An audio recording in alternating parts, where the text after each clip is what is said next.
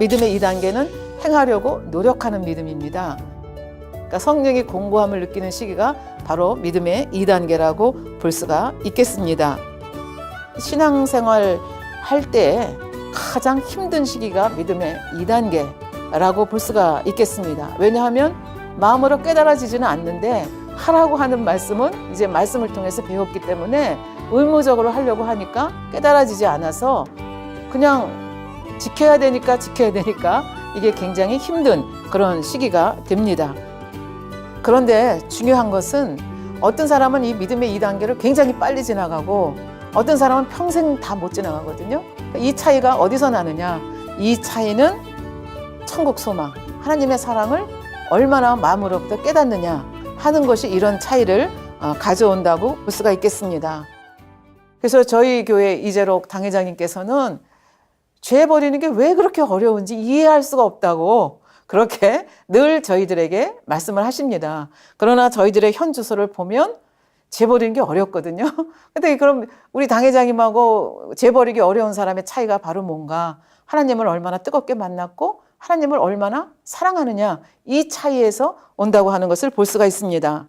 저희 당회장님께서는 7년 동안 질병에 시달리셨습니다. 세상의 어떤 의사도, 세상의 어떤 약으로도 치료가 될 수 없어서 정말 죽을 수밖에 없는 그런 상황 속에서 극적으로 아버지 하나님을 만났고 만나는 그날 아버지 하나님께서 모든 질병을 깨끗이 치료해 주셨습니다. 그러니까 세상 살면서 어머니의 사랑도 아내의 사랑도 누구의 형제들의 사랑도 결국은 내 유익과 배치가 될 때 결국은 버릴 수밖에 없는 그런 사랑이지만 아버지 하나님은 다르구나. 버리지 않는 사랑, 끝까지 포기하지 않는 분이 아버지의 사랑이라는 걸 깨달았기 때문에 이 아버지를 사랑할 수밖에 없는 거예요. 그래서 만나는 그 순간부터 오랜 세월이 지난 오늘에 이르기까지, 몇십 년이 지난 오늘에 이르기까지 그 하나님을 사랑하되 날마다 더 사랑한다.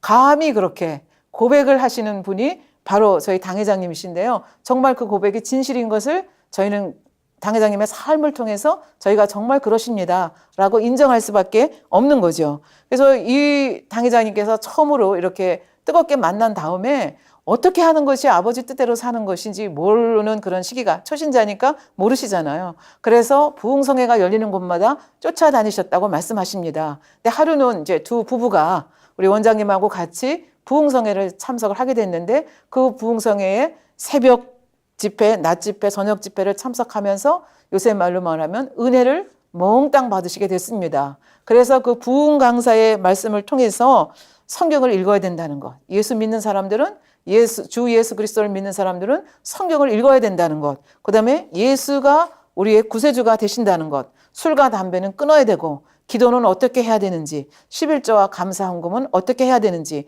하나님 앞에 나올 때는 빈손으로 나오면 안 된다는 것. 이런 신앙의 기본에 대해서 배우게 되셨습니다.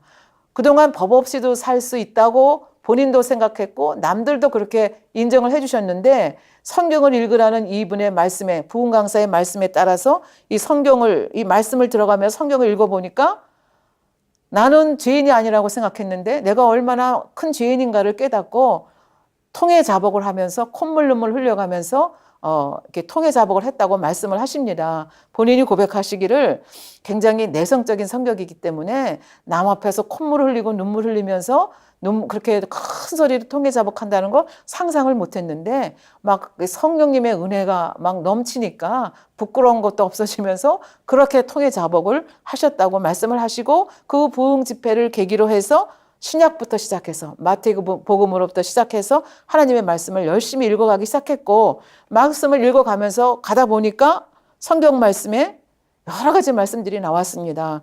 미워하지 말라, 악을 버리라, 혈기를 내지 말라, 거짓말하지 말라, 원수까지라도 사랑하라. 이런 말씀을 읽어가다 보니까 내가 지키는 것도 있지만 내가 아버지 뜻대로 살지 못하는 것이 있는 것을 발견하고 그것을 노트에 하나씩 정리해 가시면서 그것을 놓고 내가 지키지 못하는 것을 하나씩 정리를 해 가시면서 그것을 놓고 기도하시기 시작하셨다 말씀하셨습니다. 예를 들면 너무 오랫동안 그렇게 살았기 때문에 습관이 된 것들, 이것들은 굉장히 버리기가 힘드셨다 말씀하셨습니다. 그래서 예를 들면 거짓말하지 않겠습니다. 이렇게 아버지 앞에 기도했는데 사실 우리가 일상생활에 보면 자기도 알지 못하는 사이에 거짓말하는 경우 있잖아요. 의도적으로 하는 경우도 있고 의도하지 못하고 거짓말하는 경우도 있습니다. 예를 들면 식사하셨습니까? 그러는데 사실 식사를 안 했지만 상대가 불편하지 않도록 식사를 안 했는데도 불구하고 식사했다고 하는 거, 이것도 사실은 선의의 거짓말이긴 하지만 거짓말이잖아요. 그러니까 이런 경우에도 어떻게 거짓말하지 아니하고 진실로 상대방의 마음을 헤아리면서 진실을 말할 수 있는가, 이런 걸 생각하게 되는 거죠. 그래서 그럼에도 불구하고 내가 거짓말을 했다, 그럼 하루 금식하고, 근데 그 다음에 내가 또 거짓말했다 그러면 3일 금식, 이렇게 해서 금식을 하다 보니까 사실 금식하는 게 힘들지 않습니까? 이 금식한다고 하는 게 쉬운 일이 아닙니다. 그러니까 나중에는 금식을 안 하기 위해서라도 어떻게 해요? 말씀대로 살고자 노력하다 보니까 이 말씀대로 사는 것이 그렇게 어려운 것이 아니었다. 그러시면서 말씀하시기를, 나중에 주의 종이 돼서 보니까 이 죄라고 하는 것이 크게 두 가지로 대별이 된다는 거예요. 하나는 뭐냐 하면은 내가 행함으로 짓는 죄들, 예를 들면 혈기라는 죄를 보면 참아서 꾹꾹 눌러 참는 혈기가 있고, 혈기가 나면 남을 때린다든지 소리를 지른다든지 큰 소리를 내는 혈기가 있습니다. 그래서 행함으로 하는 이 범죄, 행함으로 하는 죄는 이걸 우리가 육체일이라고 얘기를 하고요. 그 다음에 행함으로 하는 건 아니지만 내가 겉으로 행동은 안 하지만 내 마음속으로 가지고 있는 죄성들이 있습니다. 혈기라든지 간음하는 마음이라든지 미워하는 마음이라든지 시기하고 질투하는 마음, 이런 마음들이 있습니다. 근데 이런 방법으로 아버지를 너무 사랑하고, 그다음에 나중에 이제 말씀을 듣고 보니까 예수 그리스도가 나를 지옥에서 건져주셨고, 그 다음에 또 보니까 천국이 있고 지옥이 있고, 이런 걸 알고 보니까 너무 감사한 거예요. 그래서 아버지의 뜻대로 살기를 원하다 보니까 이렇게 정리해가면서 이제 말씀대로 살게 된 거죠. 그래서 당회장님께서는 감히 말씀하시기를, 이렇게 하다 보니까 3, 4개월 내에 이 육체의 일들, 내가 행함으로 짓는 죄들을 다 버릴 수 있었다. 이거를 우리 지금 하고 있는 믿음의 분량하고 말씀을 드리면 믿음의 2단계를 3, 4개월 내에 지날 수 있었다. 믿음의 1단계는 그냥 순간에 지나는 것이고요. 그래서 3, 4개월 내에 믿음의 2단계를 지나서 3단계로 올라설 수가 있었다. 그러니까 토탈 3년 만에 0으로 믿음의 4단계로 뛸 수가 있었다. 이렇게 말씀하시면서 저희들에게 소망을 주십니다. 그때는 아무도 가르쳐주는 사람이 없었다는 거예요. 어떻게 하면 죄를 버리고 어떻게 하면 되는지 가르쳐주는 사람이 없이 기도하면서 말씀 읽으면서 성령의 인도함을 받아서 버리는데 3년이 걸렸다는 거예요. 그러나 여러분들은 이렇게 자세하게 풀어서 알려주고 있지 않습니까? 그러니까 여러분들이 마음만 먹으면 1년 안에 믿음의 4단계로 뛸 수 있습니다. 이렇게 말씀을 하시고, 실제로 요새 저희 교회의 젊은이들이 이 말씀을 그대로 아멘으로 받고 몇 개월 이내에 0으로 들어가신, 4단계로 들어가신 분들도 있고, 많은 분들이 이 말씀대로 살아서 더 빠른 속도로 믿음의 2단계, 3단계, 4단계를 지나서 이렇게 원령으로 들어가신 분까지 생기는 것을 저희가 보게 됩니다. 그러니까 얼마만큼 말씀을 진심으로 믿느냐, 얼마만큼 아버지 하나님을 사랑하느냐, 얼마만큼 천국과 지옥이 있는 것을 정말 내 마음에 믿느냐가 이 단계를 빨리 지날 수 있는 그런 비결이 된다고 볼 수가 있겠습니다. 저희 당회장님 말씀이 나왔으니까 이 초신자로서 어떻게 말씀대로 구체적으로 살았는지 하는 것을 한두 가지만 예를 들어 드리도록 하겠습니다. 오늘 제가 이 주일 지키는 일에 대해서 말씀을 많이 드리는데요.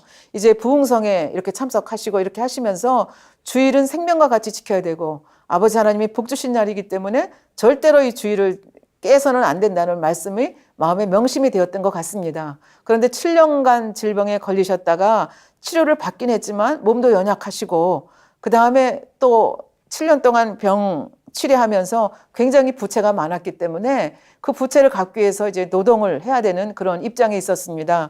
그래서 그때 당시에 무슨 손을 하는 노동 일을 하셨는데, 이 사건이 일어날 그 당시에는 이제 원장님, 사모님하고 같이 어린 그 막내딸을 양산, 한여름에 그 양산 밑에다 뉘어놓고 돌을 모으는, 주워 모으는 그런 일을 하셨는데, 하루 종일 일하셔봤자 1,500원 정도 버셨다고 합니다. 그러니까 그 부채진 것에 이자 내기도 굉장히 힘든 이런 상황, 그러니까 조그만 단칸방에서 그 5식구가 오물조물 사는 이제 이런 사정에 있었는데, 마침 그 고급 음식점을 하는 누님이 제안을 해오셨습니다. 당회장님께는 그 지배인으로서, 총 지배인으로서 이렇게 일을 해주고, 원장님은 우리 그 아내 되시는 원장님은 음식 솜씨가 좋으니까 그 주방에 와서 이렇게 일을 해주시면 총 지배인으로서 월급 받고 또 요리사로서 월급 받고 그다음에 주택까지 제공을 해 주시겠다. 그러니까 이 조건이면 어떻게 해요? 얼마만 지나면 금방 부채 다 갚고 의식주 문제가 다 해결되는 너무나 정말 달콤하고 좋은 제안이었습니다. 그런데 단 한 가지 그 누님께서 말씀하시기를 동생 집도 주고 월급도 많이 줄 테니 총 지배인을 맡아 해보게. 그런데 한 달에 2번은 일요일에 근무를 해야 하네. 이런 조건이 있었습니다. 근데 이 조건에 대해서 생각해 보지도 아니하시고 이렇게 답변하셨다고 간증집에서 말씀을 하고 계십니다. 죄송합니다, 누님. 저는 무슨 일이 있더라도 주일에는 교회에 나가 예배 드려야 하니 할 수가 없습니다. 이 소식을 들은 어머님이나 형제들이 이해가 됐겠습니까? 안 되지요.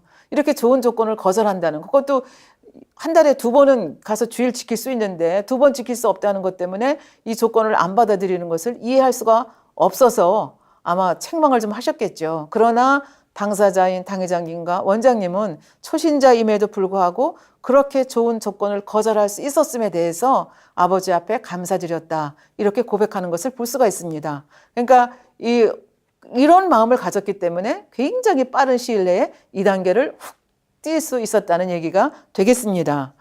또 이제 교회에 오면 또 11조 헌물에 대해서 말씀을 하십니다. 이 당회장님 굉장히 가난하시잖아요. 7년 동안 질병 앓았고 이렇게 지금 말씀드렸듯이 이렇게 부채가 많은데 성경을 읽어가다 보니까 축복받는 비결이 성경에 쓰여져 있는 거예요. 저희들도 못 읽었겠습니까? 저희들도 읽었죠.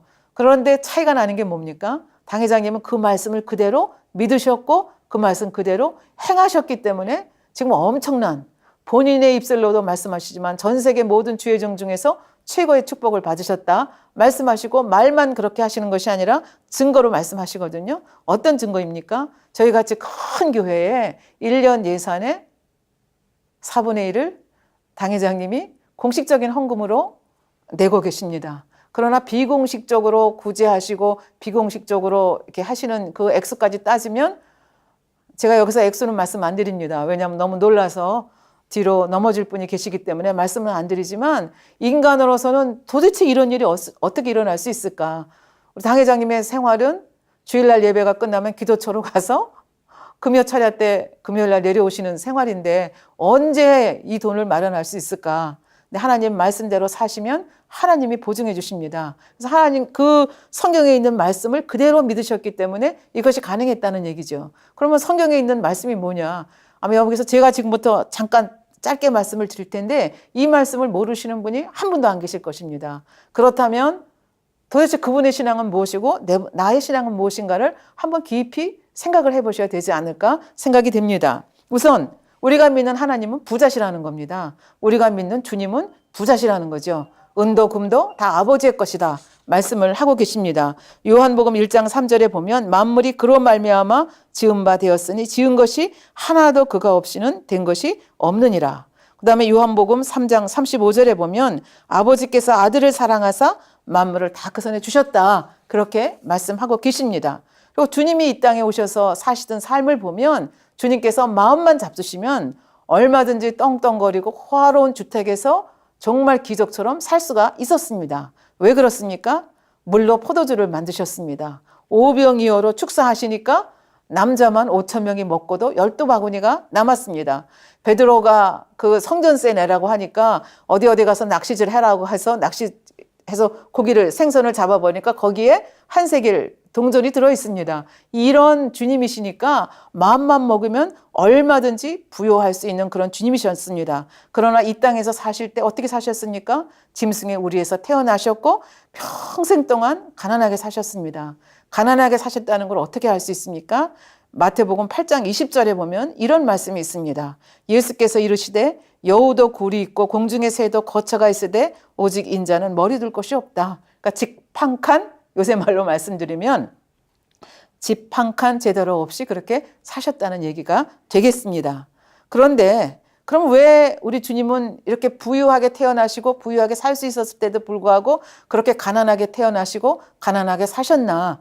여기에 대한 답변을 고린도 후서 8장 9절이 우리에게 주고 있습니다. 우리 주 예수 그리스도의 은혜를 너희가 알거니와 부요하신 자로서 너희를 위하여 가난하게 되심은 그의 가난함을 인하여 너희로 부욕해 하려 하심이라. 다시 말하면 우리 인생들의 가난함을 대속하기 위해서 하나님의 아들이신 예수님이 이 땅에 오셔서 가난하게 태어나시고 돌아가실 때까지 가난하게 사셨다는 얘기입니다. 그러니까 이 주님을 믿으면 우리 가난을 이미 대속해 주셨기 때문에 우리가 가난해야 될 이유가 없다는 얘기가 되겠습니다. 그리고 예수를 잘 믿어야, 하나님을 잘 믿고 부유해져야 아버지께 영광을 돌릴 수 있습니다. 성경을 한번 보십시오. 아브라함 거부였습니다. 이삭 거부였습니다. 야곱, 요셉, 다니엘 다 거부였습니다.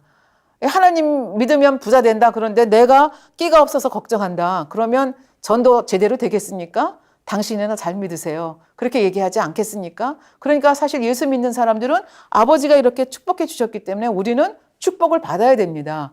부유하게 돼서 마음껏 하나님께 드릴 수 있는 그런 사람이 되어야 되는 것입니다. 성경에 보면 물질 얻는 방법에 대해서 설명을 하고 있습니다. 우선 구해야 된다 말씀하시죠. 구하라 주실 것이요, 찾으라 찾을 것이요, 두드리라 열릴 것이라. 그러면서 쭉 말씀하시기를 떡을 달라 하는데 돌을 줄 자가 어디 있느냐. 너희가 악할지라도 생선을 달라 하는데 뱀을 줄 자, 아비가 어디 있겠느냐. 너희가 악할지라도 그리 하건대 하물며 하늘에 계신 아버지가 너희가 구하는데 좋은 것을 주시지 않겠느냐.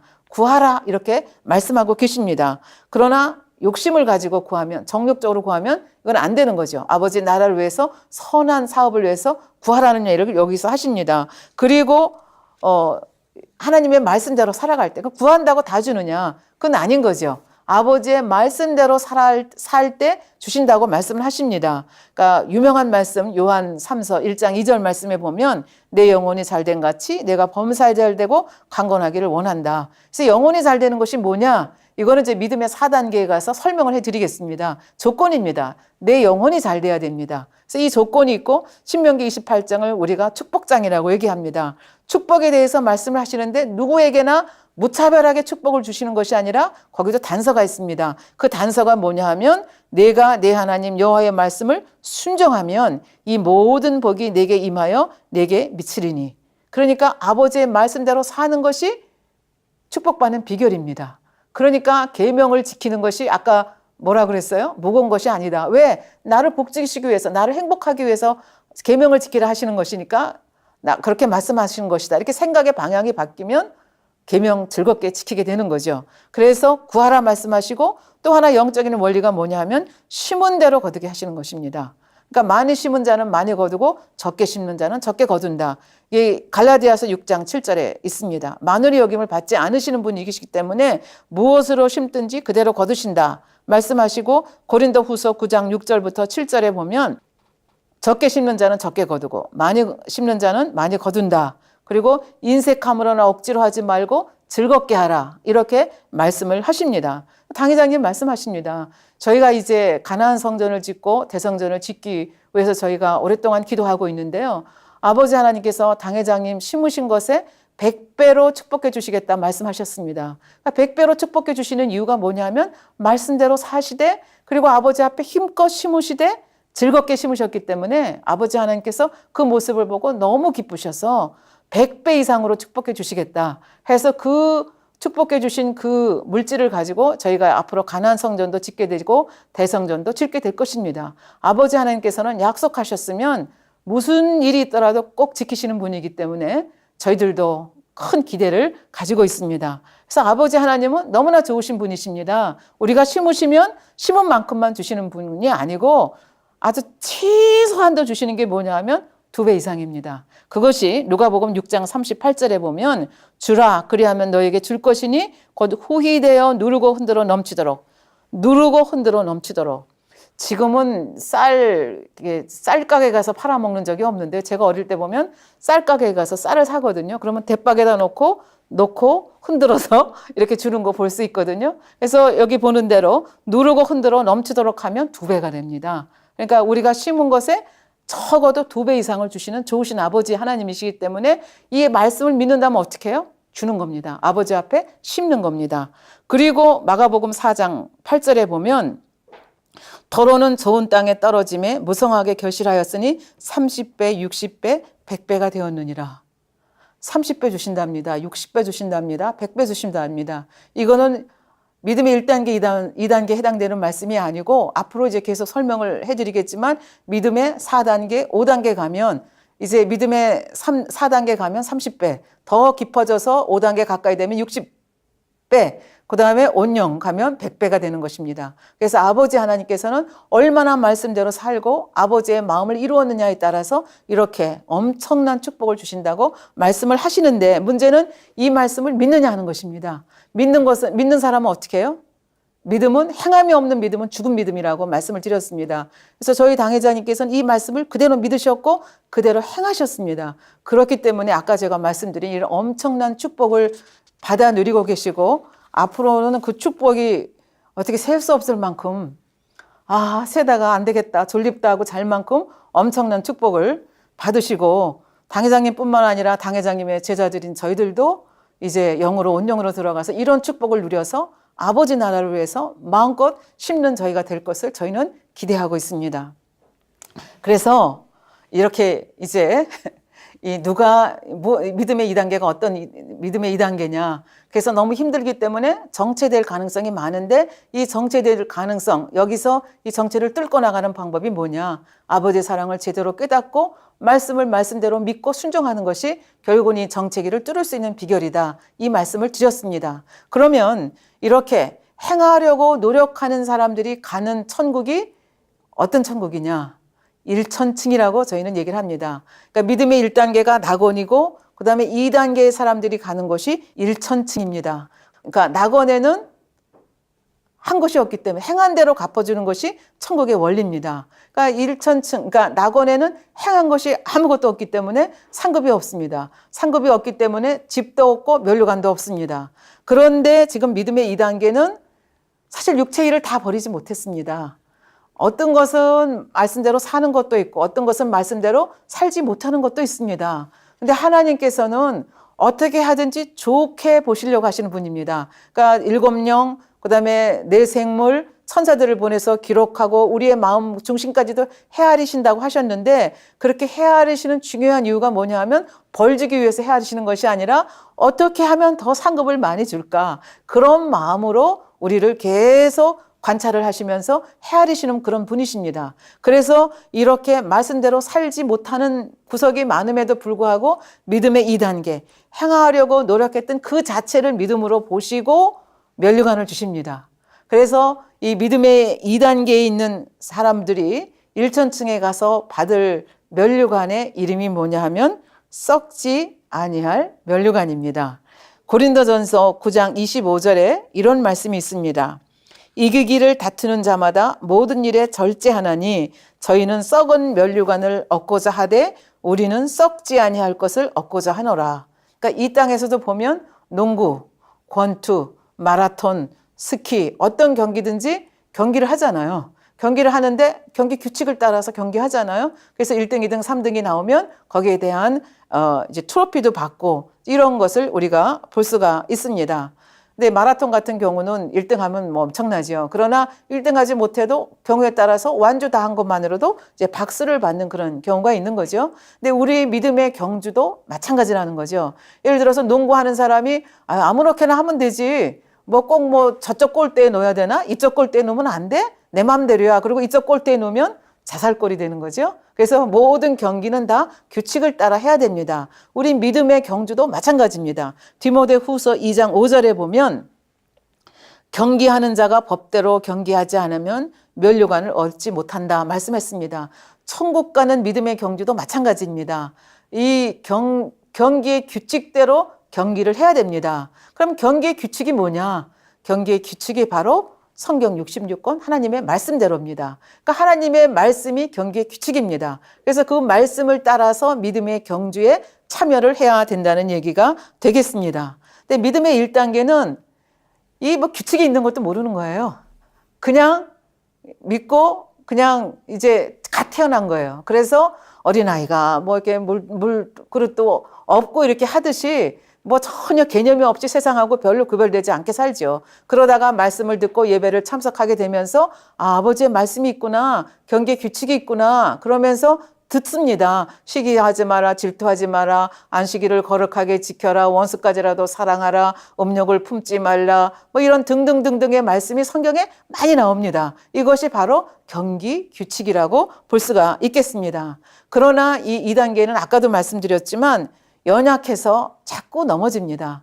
넘어져도 어떻게 된다 그랬어요? 또 일어나서 포기하지 아니하고 경주를 계속해야 된다고 말씀을 드렸습니다. 그런데 아직 육체의 일을 다 버리지 못하고 죽음을 맞이해서 천국에 간 사람들이 갈 곳이 바로 어디냐면 1천층입니다. 그래서 1천층에 가서 받는 면류관이 썩지 않을 면류관입니다.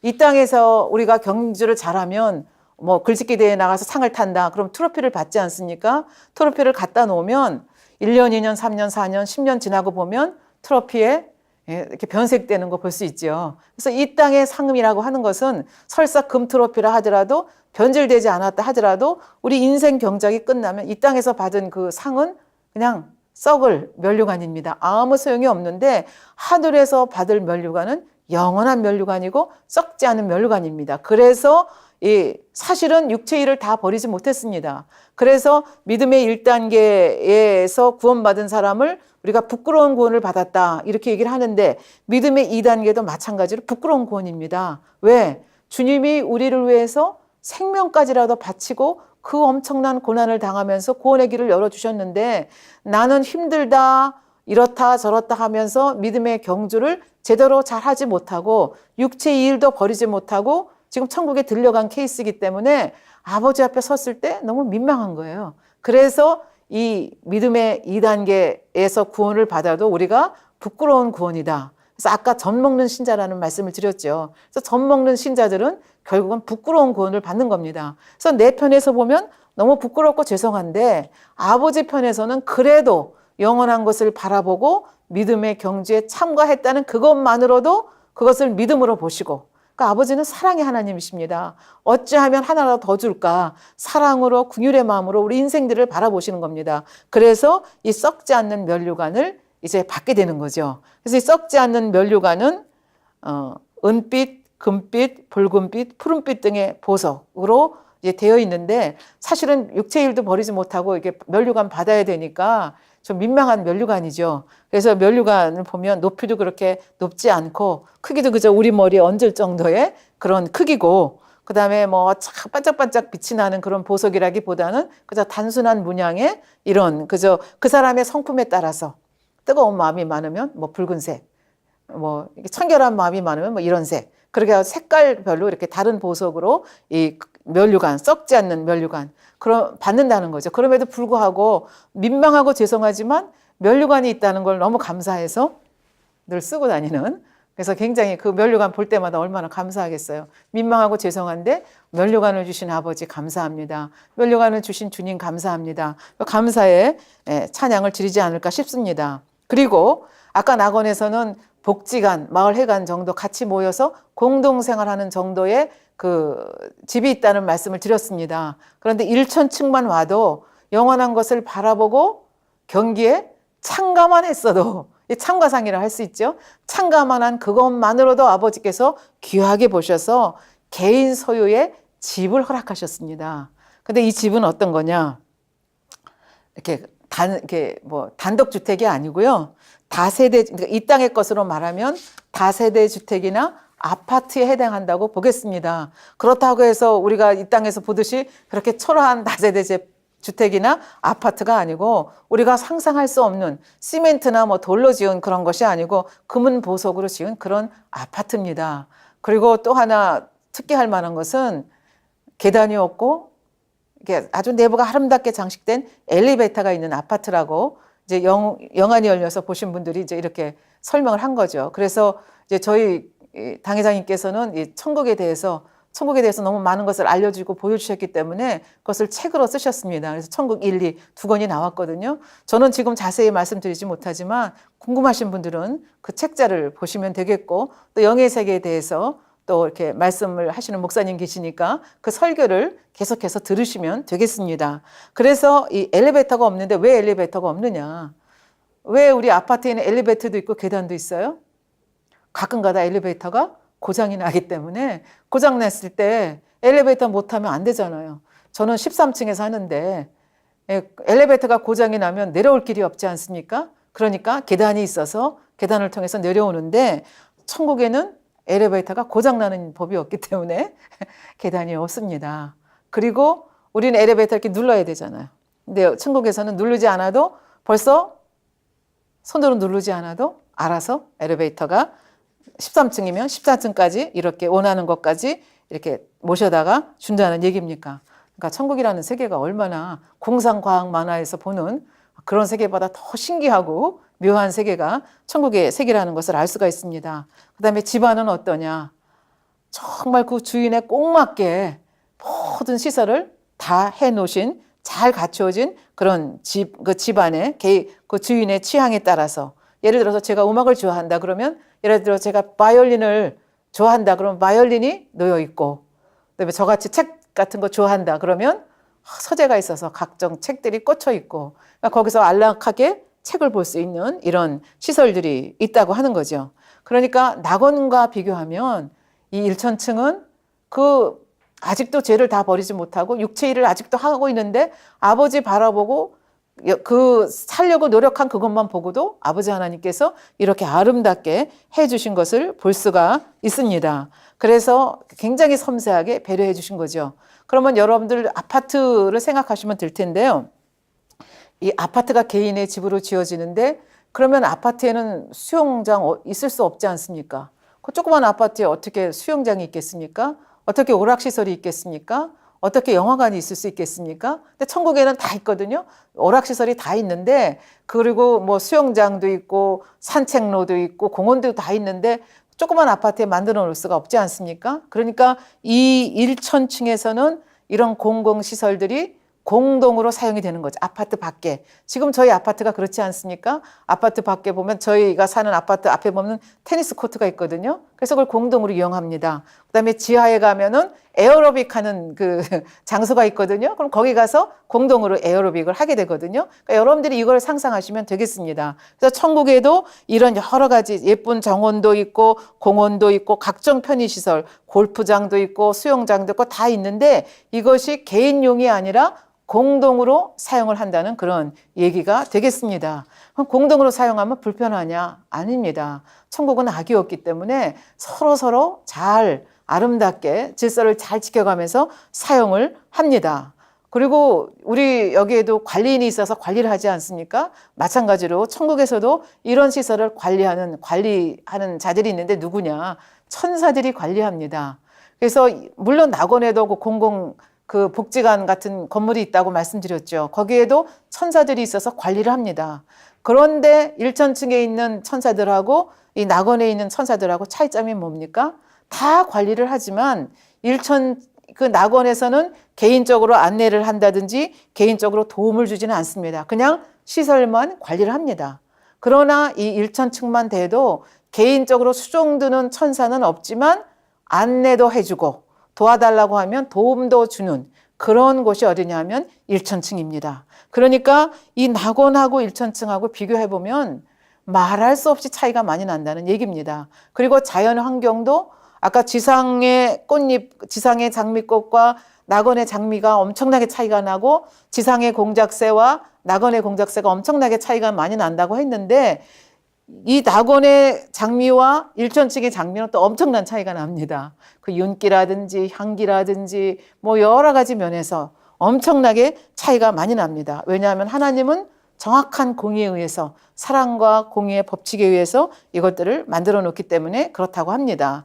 그래서 왜 1천층하고 낙원하고 이렇게 차이가 나는가? 천사들이 도와준다는 게 무슨 의미냐? 한 가지만 예를 더 들어서 설명하겠습니다. 생명 강가에 은모래가 있고 생명 강물이 유유히 흐르고 생명나무 과일이 아까 낙원에만 해도 어떻게 했어요? 에나멜처럼 반짝반짝 한다 그랬잖아요. 탁 보면 먹고 싶다. 그러면 낙원에서는 어떻게 해야 돼요? 내가 가서 따먹어야 돼요. 그런데 1천층만 해도 천사들에게 어떻게 해요? 천사야, 나 저거 먹고 싶어. 그러면 천사가 내 주인님 그러고 따다가 공손히 바치게 됩니다. 이것이 낙원과 1천층의 차이입니다. 그러니까 우리가 낙원에 머물러서는 안 되고 계속 그 믿음의 분량을 옮겨가야 되는 이유가, 그러니까 생활 환경, 생활 수준 이런 게 엄청나게 차이가 나는데 천국에 한 번 가면 옮길 수가 없지 않습니까? 이 땅에선 돈 벌어서 더 좋은 집으로 옮길 수 있지만 천국은 한 번 처소가 결정이 되면 끝장이거든요. 그러니까 어떻게 해야 돼요? 이 땅에 있을 때 믿음을 열심히 키워나가야 됩니다. 아까 저희 당회자님 케이스를 말씀드렸죠? 내가 마음만 먹으면 3, 4개월 내에 믿음의 2단계, 1, 2단계 훅 뛰어서 믿음의 3단계 올라가실 수 있습니다. 그리고 올라가신 분들이 저희 교회에 많이 계시거든요. 그러니까 우리 교회에 계신 분들이 된다면 여러분들도 되시지 않겠습니까? 소망을 가지고 달려가시길 바라겠습니다. 죄를 버리지 않으니까 육체 일을 그냥 화가 나면 화나고 뭐 또 성질 나면 성질 내고 이렇게 하면서 신앙생활 하면 계속 믿음의 2단계에 머무르는 거거든요. 그래서 믿음의 정체를 하게 되면 잘못하면 1단계로 떨어지고 더 심하면 구원을 잃어버릴 수도 있다. 제일 중요한 것은 마음에 할례하는 것입니다. 마음에 할례라고 하는 것은 무엇입니까? 우리 속에 있는 죄성을 발견해서 죄를 버려나가는 것입니다. 이것을 하지 않으면 결국은 이렇게 잘해야 일천증, 잘못하면 낙원, 아니면 구원과 멀어질 수 있다는 그런 얘기가 되겠습니다. 성경에 있는 한 분을 예로 들어서 여러분에게 말씀을 드리겠는데요. 이삭과 리브가에게는 쌍둥이 아들이 있었습니다.